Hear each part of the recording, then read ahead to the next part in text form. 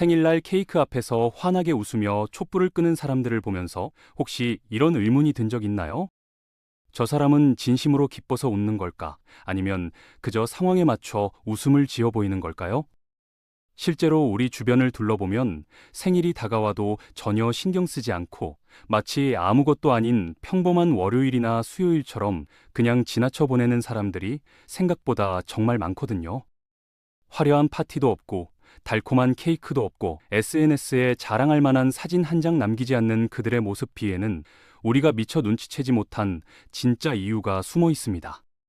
그 이유를 제대로 알고 나면 어쩌면 여러분이 지금까지 생일을 바라보던 시선 자체가 완전히 바뀔 수도 있을 거예요. 오늘은 생일을 챙기지 않는 사람들의 마음속을 한번 깊이 들여다보려고 합니다. 그들이 왜 그런 선택을 하는지, 그 안에 담긴 진짜 감정은 무엇인지 함께 이야기해 볼게요.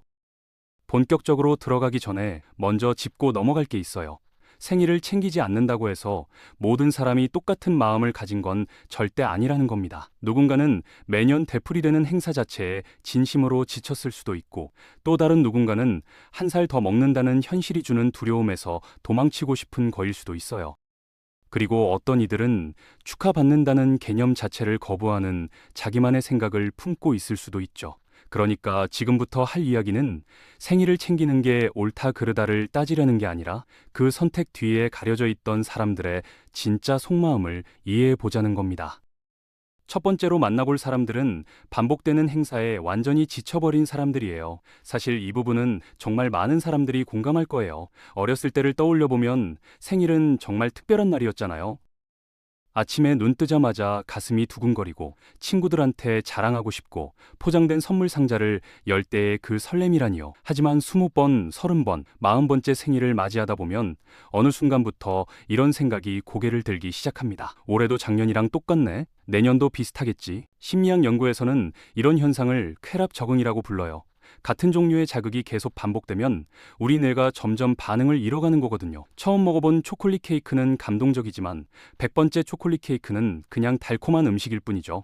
생일도 정확히 같은 원리예요. 매년 비슷한 케이크가 등장하고 비슷한 멜로디의 축하 노래가 흘러나오고 비슷한 방식으로 하루가 흘러가면 특별함은 공기처럼 사라지고 그 자리에 권태로움만 남게 되는 겁니다. 두 번째 유형의 사람들은 우리 사회가 만들어 놓은 나이에 대한 압박감과 싸우고 있는 사람들이에요. 생일은 그저 축하받는 날이 아니라 자신의 나이를 정면으로 마주해야 하는 날이기도 하거든요. 특히 30살 전후로 접어들면서부터는 생일이 다가올 때마다 벌써 이렇게 나이를 먹었구나라는 생각이 제일 먼저 떠오릅니다.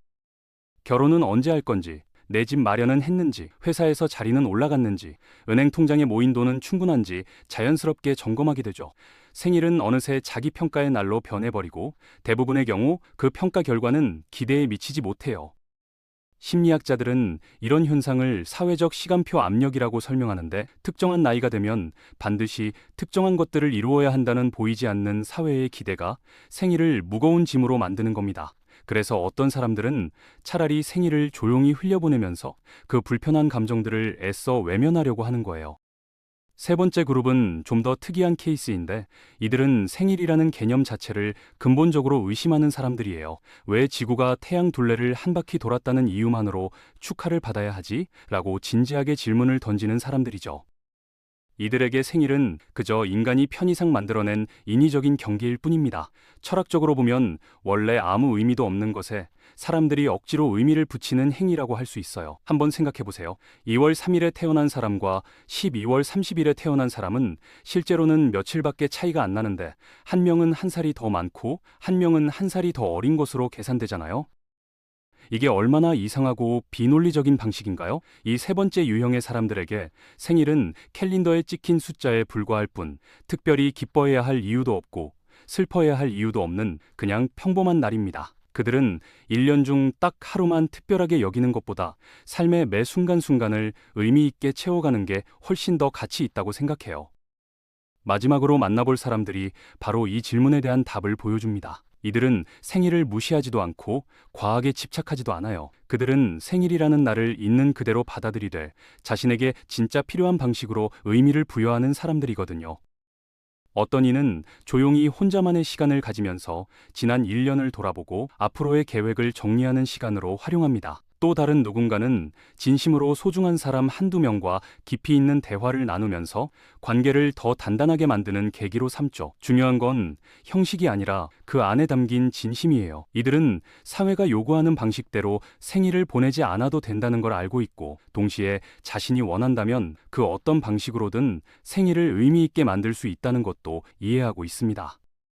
그들은 외부의 기준이 아니라 내면의 목소리에 귀를 기울여서 자기만의 방식으로 시간을 채워가는 사람들이에요. 화려한 파티가 필요 없다면 하지 않고, 조용한 반성이 필요하다면 그렇게 하며, 누군가와 따뜻한 대화가 필요하다면 그렇게 하는 거죠.